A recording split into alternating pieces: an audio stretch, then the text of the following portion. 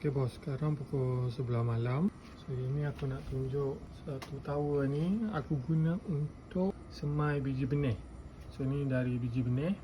So aku guna ni untuk biar dia besar dulu, jadi sampai 6 ke 8 daun baru aku transfer masuk vertical tower yang utama lah. So dalam tower ni aku pasang lampu lah.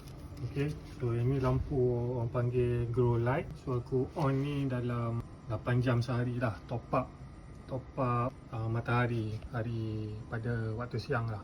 So yang ni aku pasang dari pukul 4 pagi sampai 8 pagi. Lepas tu dari pukul 6 petang sampai 10 malam lah. So nak bagi masa dia terdedah pada cahaya tu lebih lama. Jadi bila terdedah pada cahaya lebih lama, so dia cepat besar lah.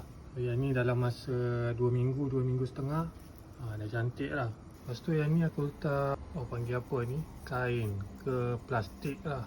Ini untuk awal-awal dulu belalang suka datang.